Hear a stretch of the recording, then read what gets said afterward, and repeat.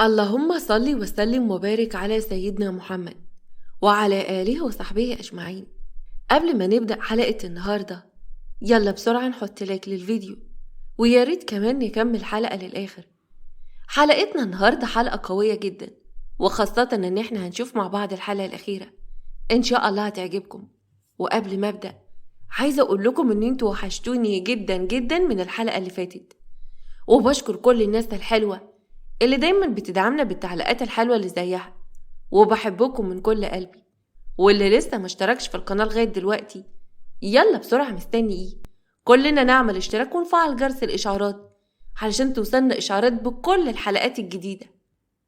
وقبل ما أبدأ أرجو منكم الدعاء لوالدتي بالرحمة وبالمغفرة، وإن يجعل مأواها الجنة إن شاء الله. يلا بينا نبدأ الحلقة. وصلنا في الحلقة اللي فاتت لما حازم راح على شقته وكان مبسوط وفرحان إن أخيرا هيشوف جمانة اللي اتأكد إن هو بيحبها، وقرر يصارحها بالحب ويطلب إيديها للجواز. لكن اتفاجئ إن معاها راجل في الشقة، وده خلاه يتجنن ويفقد أعصابه.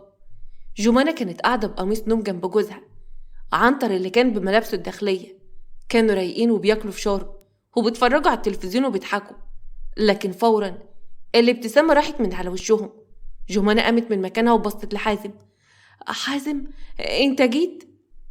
ايه المنظر اللي انا شايفه ده؟ ممكن تفهميني؟ اما انت صح طلعت واحدة وقحة وبتمثل عليا الشرف، وقال ايه انا اللي دخلتك بيت علشان احميكي. طيب ليه ما بينتش من الاول؟ ليه ما قلتليش ان انت بالرخص ده؟ ليه خليتيني احبك؟ ده انا كنت جاي ومجهز لك الدبلة علشان اخطبك. عنتر فرح قوي وقام من مكانه. ما تهدى بس كده يا باشا، هي الكلام اخده وعطا. حازم ما اتكلمش، وفورا رمى العلبة القطيفة اللي كانت في ايديه وراح عند عنتر، وايديه طبعا سبقت لسانه. جمانة حاولت تسلك ما بينهم، بس حازم بعد جوزها عنها.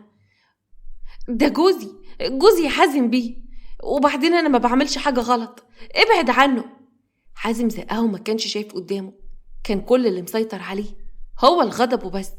وفضل على حالته دي أكتر من 10 دقايق لغاية ما عنتر اتضرب واتبهدل ووقع في الأرض. قعد على جنبه وهو مخنوق. جمانة قربت من جوزها. قوم يا عنتر، قوم يا أخويا، تعالى معايا، أنا طلبت الإسعاف، خلينا نستناهم تحت. أخدت جوزها وما راحت عند الباب بصت لحازم بصة معناها إن هي هتنتقم منه. أما في المستشفى عنتر كان وشه وارم وقاعد على السرير، والممرضة بتغيرله على الجرح، وبقه كان فوق مية تحت السن اللي اتخلع. بقولك ايه يا جوجو حبيبتي، هي عناية دي ورمة شوية؟ جمانة بصت له بخيبة امل. ايوه يا اخويا ورمة. امال انا مش حاسس بيها ليه؟ انا حاسس ان الدنيا صغيرة قوي. تعرفي انا كان نفسي اضربه بس هو اللي غلبني. اصل الواد ده طلع عصب الصراحة. العز حلو قوي يا جوجو، تلاقي الواد ده بياكل ديوك كروم وكوارع. جمانة كانت واقفة متغاظة وجزت على اسنانها. هو فاكر ان هو كده علم علينا؟ طيب ايه رأيك بقى اننا لازم اذيه زي ما اذانا؟ وبعدها سابته ومشيت. رايحة فين بس يا جمانة؟ ما تسيبنيش لوحدي. وبص للممرضة. لو سمحت بالراحة شوية، اصلا انا عندي فسفوسة مجنناني. وبعد شوية حازم كان في القسم وقعد قدام العقيد عزت بعد ما جمانة راحت واشتكته وحكت ان هو ضرب جوزها. انا متأسف قوي يا فندم، البنت دي ضحكت عليا وانا كنت بحبها، كنت فاكر ان هي مش متجوزة، ولما اتفاجئت ما حسيتش بنفسي ومعرفتش انا بعمل ايه. وفقدت اعصابك ليه حضرة الضابط؟ كان لازم تسيطر على نفسك. انت كنت داخل على ترقية، بس بعد اللي انت عملته الترقية راحت منك واخدت جزاء وقف عن العمل شهر. لازم تفهم ان الضابط بيتمثل بالقيم والاخلاق، مش بيتعامل بعضلاته. يا فندم في ناس ما ينفعش معاها الاخلاق، والست دي طلعت نصابة، تتعامل معاها بالقانون. انا بزعل لما بلاقي الضباط الاكفاء اللي زيك بيتعاملوا بالهمجية دي. اتفضل يا حضرة الضابط، ولازم تتصرف صح في المواقف اللي زي دي. تمام يا فندم، بعد اذنك. وبعد ما سابه ومشي كان كل اللي بيفكر فيه يوصل لجمانة بعد ما اذيته في شغله. اما في فيلا المستشار في المطبخ، كريمة وقعت على الارض وجانا فضلت واقفة ولا تهزلها شعراية. وفجأة جه والدها وشاف المنظر. ايه ده يا بنتي؟ هي الست كريمة حصل لها ايه؟ حبيبتي يا بوبي اغمى عليها من الخوف، اصل هي كانت بتسرق اكل من التلاجة وانا قفشتها، فقلت لها ان اخويا ظابط وهيحبسها. وديع بص لبنته. معقولة يا بنتي؟ يعني هو ده بس اللي عملته وتستاهل القلق اللي انت عملتيه ده كله؟ حرام عليكي، ليه بس تخلي الست تخاف كده؟ وديع شالها بسرعة واخدها بره وحطها على الكنبة وبدأ يفوق فيها. ايه ده؟ هو انا فين؟ ايه ده يا بابي؟ هو انت هتفوقها كمان؟ الست دي حرامية، لازم نطلب لها البوليس دلوقتي. انت تسكتي خالص، الست مغلطتش، هي استحرمت بس الاكل اللي بترمي هنا، ما سيادتك بتجيب البيتزاية وتاخدي منها حتة وترمي الباقي في الزبالة، وبعدين هي استأذنت مني انها تاخد البواقي، مالك انتي؟ بس برضه يا بابا دي ما يديلهاش الحق ان تاخد اي حاجة من التلاجة كده، ده اكلنا واحنا حرين فيه، نرمي زي ما احنا عايزين. وديع بص لبنته. ممكن تمشي من قدامي دلوقتي؟ اتفضلي يلا شوف اللي وراكي. جنى اتكسفت ومشيت. وديع فضل يفوق في كريمة لغاية ما فاقت. والله يا سعادة البيه ما كنت هاخد حاجة زيادة، كنت هاخد الحاجات اللي كانت هتترمي بس. بس يا حاجة ما تتكلميش، انا نسيت اللي حصل وانا متأسف قوي بالنيابة عن بنتي، هي صغيرة وطايشة ومش عارفة بتعمل ايه. يا سعادة البيه انا مزعلانة منها، انا مزعلانة خالص. طيب اتفضلي خدي اللي انت عايزاه من التلاجة، ويا ستي بعد كده ما تعمليش فيها زعلانة، كل الناس اللي بتيجي تشتغل بيعملوا غلابة في الأول، وبعد كده بيطلع عندكم شقق وعمارات وعايشين مستريحين كمان. كريمة ضحكت بسخرية. احنا مستريحين يا سعادة البيه، الله يسامحك، يا ريت يا باشا تيجي معايا عشان اوريك العيشة اللي احنا عايشينها، وانت تعرف قد ايه انا واحدة سعيدة ومبسوطة. وداع استغرب ردها وحس ان هي شايلة هم كبير، وده اللي مخلاها تشتغل وهي في سن كبير بالشكل ده. قرر يروح معاها ويشوف حالتها، وبالفعل وداع راح معاه واخدته على المكان اللي ساكنين فيه. وصلت كريمة عند العربية الكبيرة اللي عايشين تحتها في الشارع، وشالت الستارة اللي عاملينها زي باب.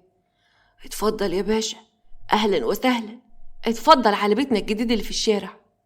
وداع استغرب قوي. ادخل فين؟ ده عربية نقل، معقولة انتوا عايشين تحت العربية دي؟ ايوه يا سعادة البيه. وشالت الستارة ودخلت.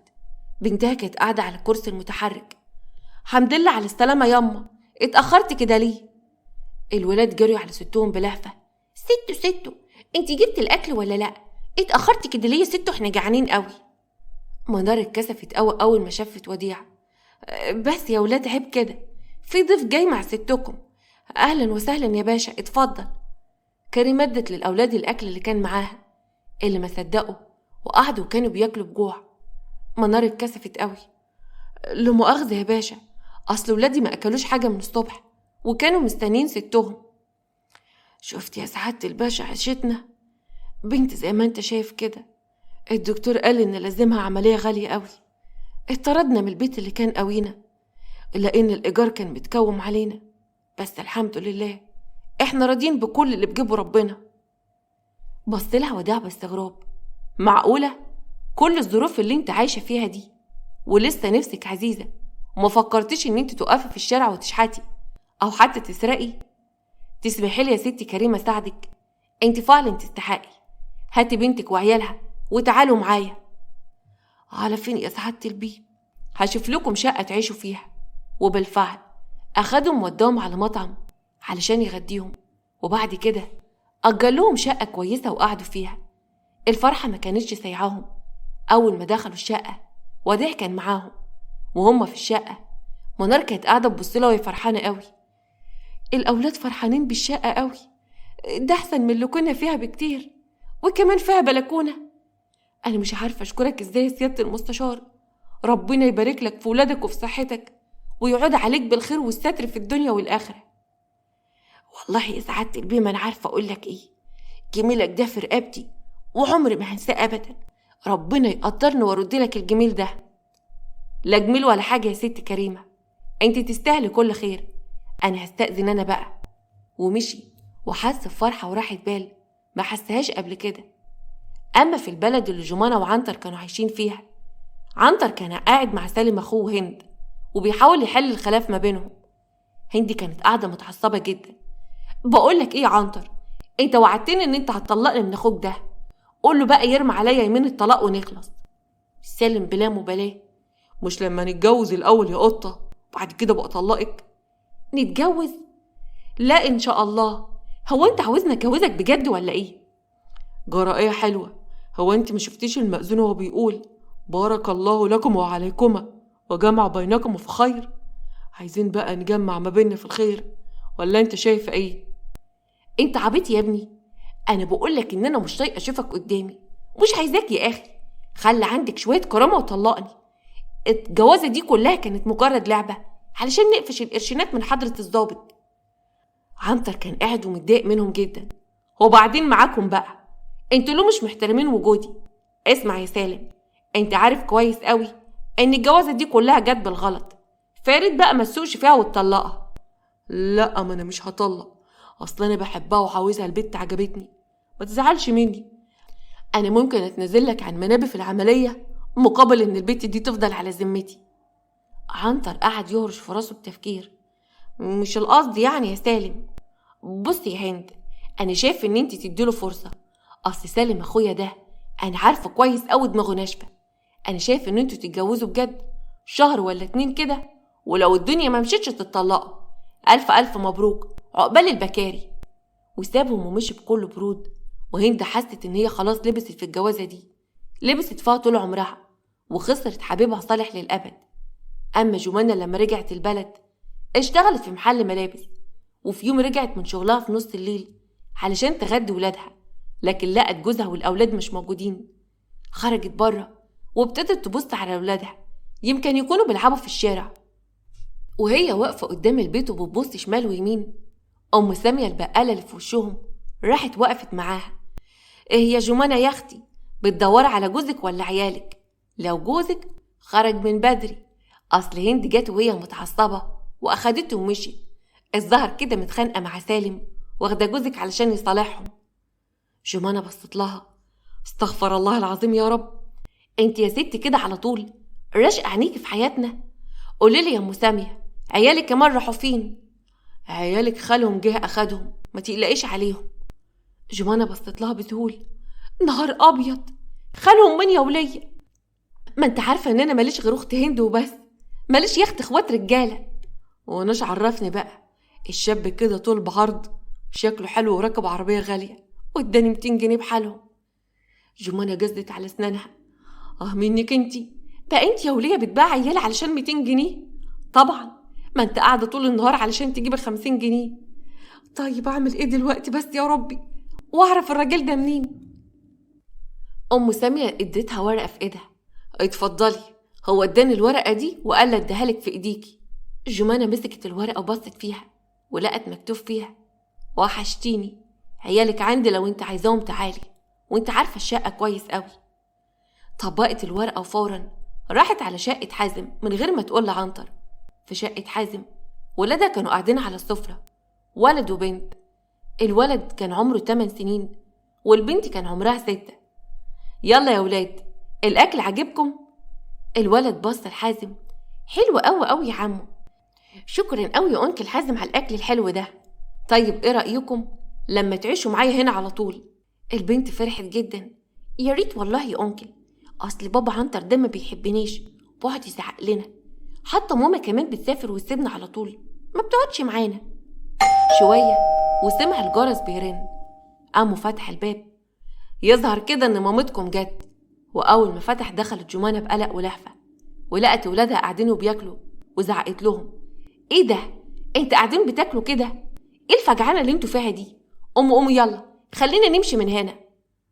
حازم وقف قدامها: سيب الاولاد ياكلوا يا جمانة، وتعالي معايا عشان عايزه اتكلم معاك في موضوع مهم. خير يا حضره الضابط، ايه الموضوع المهم اللي خلاك تيجي وتاخد ولادي علشان اجيلك لغايه هنا؟ بلاش نتكلم قدام الاولاد، تعالي نقعد في البلكونه احسن. اخدها وقعدوا في البلكونه. خير يا حازم بيه؟ بص في عينيها: ليه عملتي معايا كده؟ ليه كدبت عليا وقلت لي ان انت مش متجوزه؟ وليه كمان اذيتيني في شغلي؟ جمانة فضلت ساكته: بلاش تقهريني اكتر من كده بسكوتك ده، ارجوك رد عليا، انت البنت الوحيده اللي حبيتها في حياتي. اقول لك ايه بقى، اقولك ان انا واختي اتيتمنا واتبهدلنا في حياتنا، ولا عاوزني اقولك ان انا اتجوزت واحد عديم المسؤوليه وانا اللي بصرف عليه وعلى العيال؟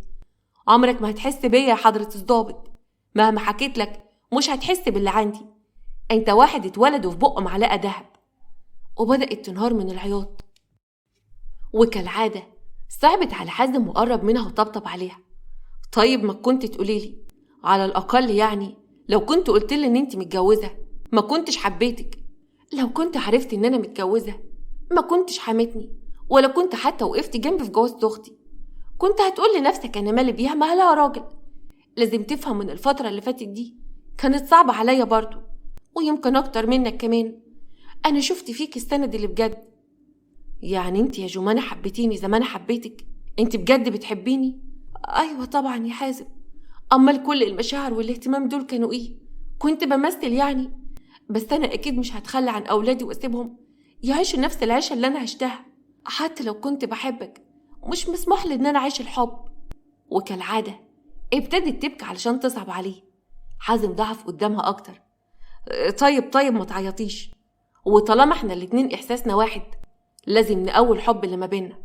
انا مستعد اخلصك من جوزك ونتجوز، ومستعد كمان اربي ولادك ونعيش سوا. ها قلت ايه؟ لو انت موافقه انا ممكن اخليه يطلقك الليله دي. رد عليا، رد يا جمانة، موافقه تتجوزيني؟ رجعت لقسوتها من تاني. لا انا مش موافقه، لو سمحت سيبني في حالي. ابو ولادي مش سهل زي ما انت فاكر، ومش هيسيبني في حالي ابدا، واكيد هيقرر ياخد الاولاد. المشاكل ده هتحصل لو بعدت عني. انا بحبك يا جمانة، بحبك وما اقدرش استغنى عنك. لو سمحت ابعد عني يا حضرة الضابط، يا ريت تركز شوية في شغلك. وبعدها سابته ومشيت واخدت عيالها. اما في المستشفى كانت قاعدة منار ومعاها امها كريمة، وعمالين يتفرجوا على الاوضة ومبهورين. الله، ده المرتبة دي حلوة قوي ياما، انا عمري في حياتي ما شفت مرتبة كده. ايوه يا بنتي، والتكييف كمان، تحسي كده ان انتي قاعدة في الجنة. ولا منظر الجنينة بتاعت المستشفى حلو قوي، منظر كده يشفي العليل. بقى معقولة انا هعمل العملية في المستشفى الحلوة دي وكمان مش هندفع فلوس؟ يا ما انت كريم وحنين يا رب، ربنا بيدينا البلوى وبيحديها بلطفه. قول الحمد لله يا بنتي، ربنا بعتلك سيادة المستشار نجدة من السما، وربنا يقدرني وارد جمايله. وفجأة دخل عليهم وديع. ها يا منار، جاهزة للعملية بكرة الصبح؟ منار بصت لأمها وهي مش مصدقة.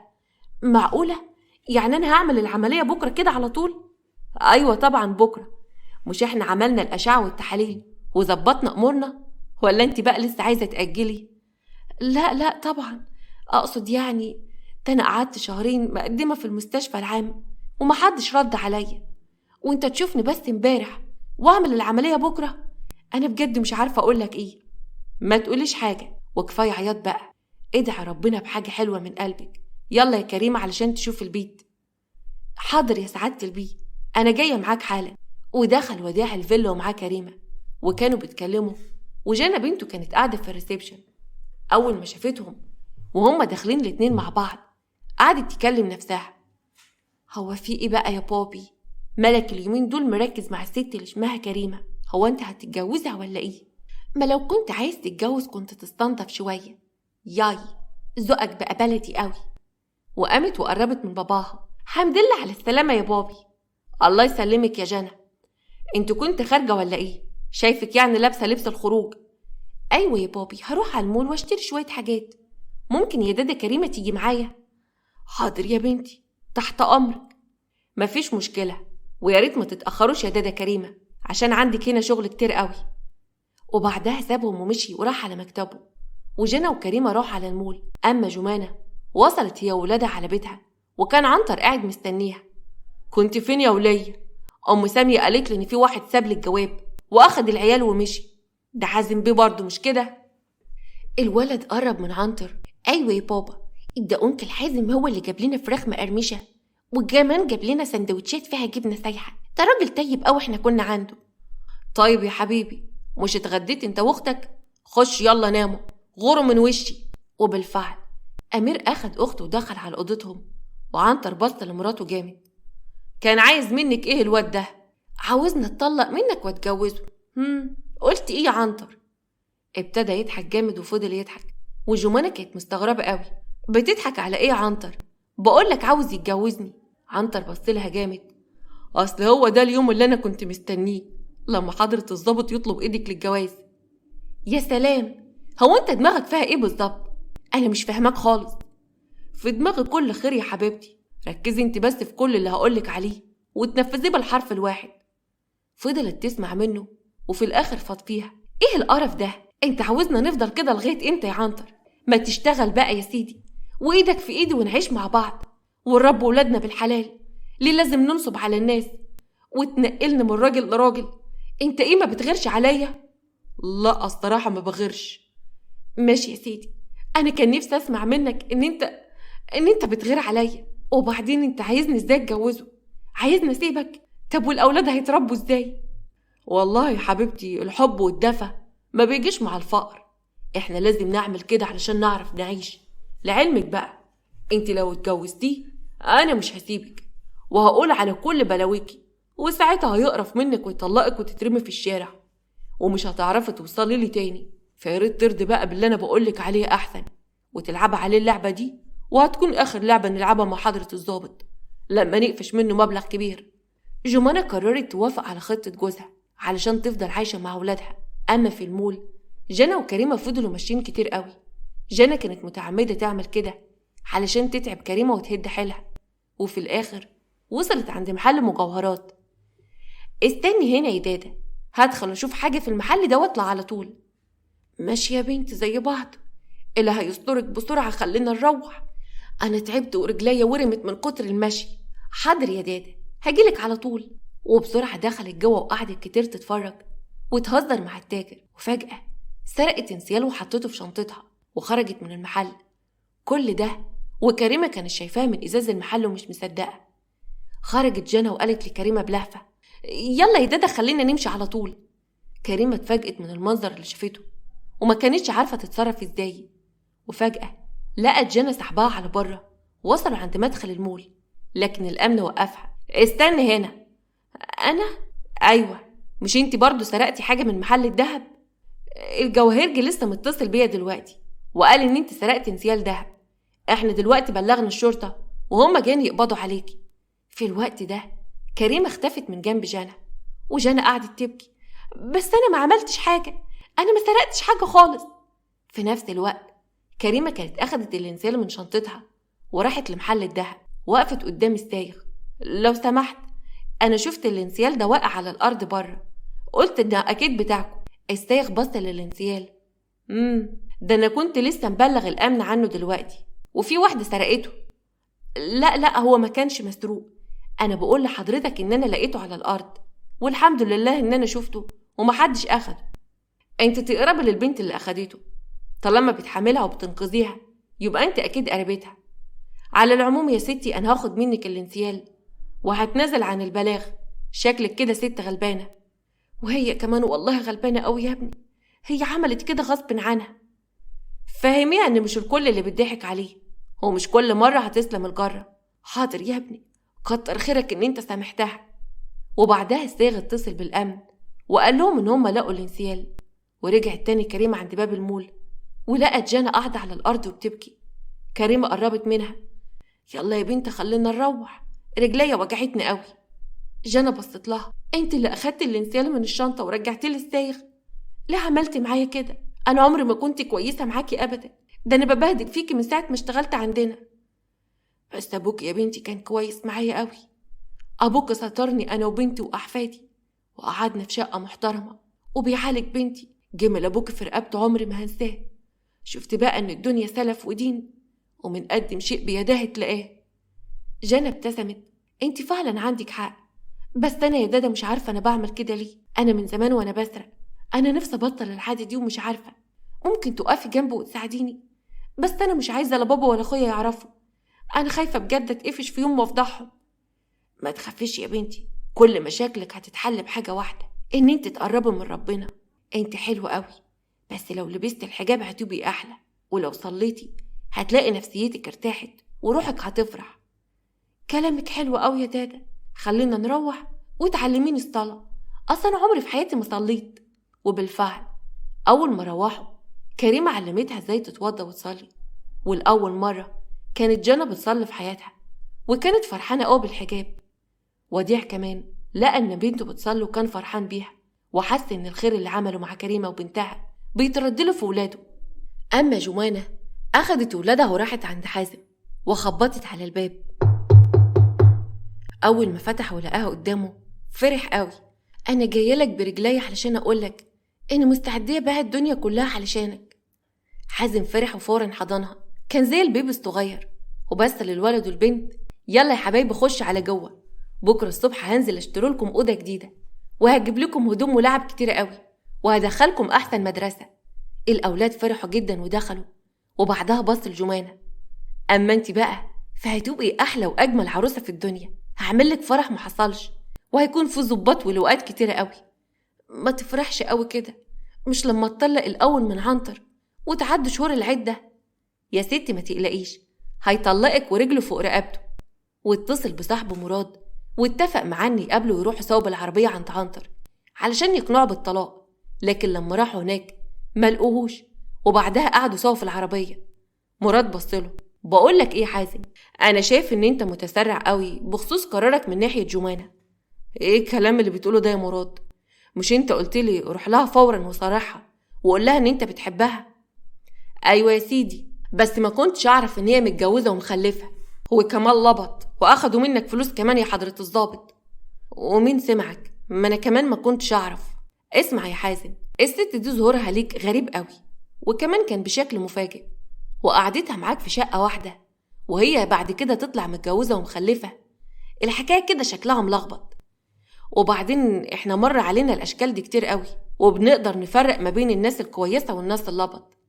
انا شايف ان البنت دي بتشتغلك وما بتحبكش، اسمع كلام يا صاحبي وفكك منها. لا لا يا مراد، جمانة البنت الوحيدة اللي انا حبيتها، ومش وحشة ولا حاجة، هي بس اللي اتحطت في ظروف صعبة مش اكتر، وانا بقى هتجوزها واعوضها. مش مشكلة، بس ده ما يمنعش ان احنا نراقب تليفونها ونحطها تحت عينينا الفترة علشان نعرف نيتها ايه من ناحيتك. مش يمكن لسه عايزة تنصب عليك؟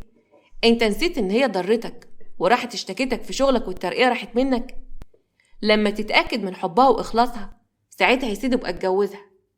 حازم شاف ان كلام صاحبه منطقي مع ان ضد اللي في قلبه، وانه واثق في جمانة ومن حبه ليها، بس قرر ان هو يراقبها الفترة. ومر اسبوعين وحازم كان بيدور على عنتر اللي بقى زي فصل الملح اللي داب. وفي يوم حازم كان قاعد فجأة وجات له رسالة على الواتساب من صاحبه مراد، لو جمانة قاعدة جنبك سيبها وكلمني في مكان تكون فيه لوحدك. حازم استغرب من الرسالة وقام راح البلكونة. خير يا مراد، قلقتني. جمانة جات لها رسالة دلوقتي على الواتساب من عنتر ومكتوب فيها قوليلي الوقت اللي حضرة الضابط فاضي فيه عشان ننفذ اللي اتفقنا عليه واكلمه. قالت له بقى ان انت واخد اجازة وتقدر تكلمه. عرفت بقى ان هي على اتصال بعنتر. حازم يتفاجئ من الكلام. طيب لو سمحت يا مراد ابعت لي سكرين بالمحادثة دي ضروري. تمام، وانت كمان ما توريهاش لجمانة، اوعى تقول لها على اي حاجة دلوقتي، خلينا كده نهدى ونشوف هي وجوزها مخططين لإيه بالظبط وعايزين منك إيه. حازم قفل مع صاحبه وكان نفسه يقوم ويتكلم معاها، بس قرر إن يهدى علشان يعرف هما مخططين لإيه. أما في المستشفى دخل وديع ومعاه بنته جنى. حمد لله على السلامة يا منار، الدكتور طمني وقال إن العملية نجحت، وإن شاء الله مع العلاج الطبيعي هتمشي وهتبقى زي الفل، هتبقى أحسن من الأول. جنى كمان كانت فرحانة قوي. ألف ألف مبروك، حمد لله على سلامتك يا منار. كريمة بصت لها، الحمد والشكر لك يا رب، كل الفضل يرجع لك ويرجع كمان لسيادة المستشار، احنا من غيرك كنا فضلنا في البؤس اللي كنا فيه وعايشين في الشارع. منار فرحت قوي. انا كمان مش عارفة اشكرك ازاي، الوجع اللي فيا خلاص ما بقاش موجود، لك عليا يا سيادة المستشار، كل ما اسجد في صلاتي ادعي لك ان ربنا يبعد عنك اي حاجة وحشة ويكفيك كل شر ويقرب منك الخير انت وولادك. أما حازم كان قاعد بتفرج على التلفزيون وجمانة قاعدة جنبه وماسكة تليفونها، واضح ان هي بتكلم حد. وفجأة تليفون حازم رن وكان رقم غريب. الو، مين معايا؟ كان عنتر اللي بيكلمه. مساء الخير يا فندم، انا لقيتك بتدور عليا فقلت اختصر واتصل بيك. انا أنا عنتر، أؤمر يا باشا. أهلا أهلا يا عنتر، أنا بس كنت عايزك تطلق جمانة وتنساها يا والعيال. طيب يا باشا، عايزني أنسى مراتي ماشي، بس الضنا غالي قوي، إزاي أنسى ولاد اللي حتة مني؟ عايز كام يا عنتر وتطلق وتسيب العيال؟ يا باشا أنا مش عاوز فلوس، أنا عاوز مصلحة. المصلحة دي لواحد صاحبي عاوز يعدي بضاعة كده من الجمرك، وبعد كده هطلق على طول أول ما البضاعة تخرج من الجمارك. تمام يا عنتر، قولي بقى البضاعة دي تبقى بتاعت مين وهتوصل في أنهي مطار، وأنا يا سيدي هعديها لك. تمام يا باشا، انت كده حبيبي، وطالما خدمتني أنا كمان هخدمك. ورقة طلاق المدام هتوصل لغاية باب بيتك ساعة ما المصلحة تتم والبضاعة تخرج. وبعدها قفل معاه وبص الجمانة. ده عنتر ده طلع حقير قوي، هيطلقك قصاد شوية بضاعة. طيب وبعدين انت هتوافق على اللي هو عايزه ده وهتعدله البضاعة فعلا؟ ايوه يا ست عادي، ما انا ما قداميش حل تاني، لازم اعمل كده علشانك يا جمانة، انت غالية عندي قوي وتستاهل اكتر من كده بكتير. جمانة ابتسمت ابتسامة صفرة. طيب اقوم بقى احضر العشاء. وقامت ودخلت المطبخ، وحازم صدمته فيها كانت كبيرة قوي. وبعدها اتصل بمراد صاحبه ونزل قبله. حازم كان عمال يخبط في الدركسيون وكان متعصب جدا. طلعت متفقة مع اللي اسمه عنتر ده عليا مراد، طلعت غدارة وبتنصب عليا، واتنصب عليا للمرة التانية من البت دي. انت لسه فاكر؟ صباح الفل يا حضرة الضابط، ما هي نصبت عليك يا ابني قبل كده في جوازة اختها واخدت منك 200,000 جنيه. اوعى تنخدع في اي واحدة تاني، انت دلوقتي تروح وتطردها هي وعيالها، خليها بقى ترجع لجوزها. لا طبعا، لازم اخد حقي منهم، هي وجوزها لازم يندموا ان فكروا يلعبوا معايا. هتعمل ايه بس يا حازم؟ اوعى تودي نفسك في داهية، البت دي اذتك قريب قوي. انا فقت يا مراد، مش واحدة اللي زي دي تخليني ابقى لعب في ايديها. وبالفعل راح مراد على بيت ابوه واخد منه 2 مليون جنيه وراح على شقته. الحمد لله على السلامة يا حازم، انت اتأخرت كده ليه؟ ده انا قلقت عليك قوي. معلش يا جمانة، كنت عند بابا مش عايزك تقلق عليا. انا رحت يا ست اجيب منه فلوس علشان اخلص الحكاية بتاعت عنتر ويطلقك ونتجوز انا وانتي بقى. طيب وايه الشنطة اللي في ايدك دي؟ دي فيها 2 مليون جنيه، هدوهم بكرة الواحد في الجمارك علشان يعدل البضاعة. جمانة اتفاجئت من رقم المبلغ. يا خبر، هتدفع 2 مليون جنيه بحالهم؟ مش حرام؟ يا حبيبتي مفيش حاجة تغلى عليكي، انتي تستاهلي اكتر من كده بكتير. بس يا ريت عنتر بقى يصدق ويطلقك، عشان انا بحبك وما اقدرش اعيش من غيرك. انا هشيلهم جوه وهنزل مأمورية، احتمال كمان ابات لبكره الصبح واجي اخدهم. يلا خلي بالك من نفسك انت والاولاد. وسابها ومشي. وبعدها جمانة اتصلت بعنتر. الحق يا عنتر، حازم بيه جايب شنطة فيها 2 مليون جنيه وسابهم ومشي، وقال لي ان هيدفع الفلوس دي عشان يعدل بضاعة من الجمارك. عنتر كان مذهول. قلت كام يا ولية؟ 2 مليون جنيه؟ ده انا عملت الهيصة والهلولة دي كلها والمعلم زيدان هيديني بس 50,000. بقولك ايه بقى، يقطع زيدان واللي جابوه، انا هجيلك دلوقتي وناخد 2 مليون جنيه ونهرب. بس انا خايفة قوي، احسن يكون الضابط عامل لنا كمان يا اخويا، احسن الضباط دولت اذكياء قوي ونابهم ازرق. بقولك ايه، كمان انا جاي، ده 2 مليون جنيه، احنا هناخد الفلوس دي ونكت. وبالفعل عنتر راح لها واخد الفلوس هو ومراته. بس قبل ما يخرجوا من الشقة كان حازم وصاحبه ومراته معاهم العساكر قابضين عليهم بتهمة السرقة. وحازم فاق بسرعة من صدمته وحمد ربنا ان كشف جمانة على حقيقتها قبل ما يتجوز. ومرت الايام وعم الهدوء والسلام على ابطالنا. وفي يوم وديع كان قاعد بيفطر، دخلت جنى وهي فرحانة. بابي انا عايزاك تباركلي، انا نجحت وجبت جيد جدا. الف الف مبروك يا حبيبتي، انا كنت خايف السنة دي اللي متنجحيش، ما انت دايما ما كنتش بتذاكري ومقضيها خروجات مع اصحابك. ده كان زمان يا بابا، انا من وقت ما اتعلمت الصلاة ما بسيبش فرض، وبقيت دايما شايفة ان كل اللي بعمله ده كانت حاجات تافهة، وبقيت بذاكر وقطعت اصحابي وكل الناس اللي مش كويسين، الفضل كله لدادا كريمة. دخل حازم. عايزة اقولك يا بابا ان انت تباركلي، انا اترقيت، انا خلاص مسكت اسمه العمرانية، لو احتجت اي مساعدة يا باشا ابقى اعملها لك. وداع ضحك. اختك كمان يا سيدي نجحت، يا فرحتي بيكم يا ولاد، ربنا يبارك لي فيكم. ألف ألف مبروك يا جنى، بالتوفيق. وداع بص لولاده: اقعد يا ولاد، وهقول لكريمة كمان تحضر لكم الأكل. ونادى على كريمة وجهزت الأكل بكل حب. وقفت وهي عايزة تطلب منه طلب ومكسوفة. وداع بص لها: اطلبي يا ست كريمة، مش عايزك تتكسفي. أنا مكسوفة منك أوي والله يا باشا، بس توعدك إن ده آخر طلب. ماشي يا ست أموري. عايزاك تشوف له شغلانة بسيطة كده لبنتي تاكل منها عيش وتعيش بكرامة وسط الناس وتربي ولادها. بس كده انت تأمري. جانا بصت لباباها: بعد إذنك يا بابي، أنا حابة أعمل الماجستير بتاعي عن الناس الفقراء والناس المكافحة اللي زي منار وأمها. علشان كده أنا هفتح مشغل وهشغل فيه ستات كتير قوي ونكبره بنفسنا. فكرة حلوة قوي يا جانا، أنا كمان هساعدك وهمولك المشروع ده. وانت يا كريمة بنتك منار اللي هتديره وتعتبره ان المشروع بتاعها. كريمة فرحت من قلبها وكانت بتبوس ايديها وش وظهر. وبالفعل منار اشتغلت مع جنى وظروفها اتحسنت وبقت تصرف على ولادها.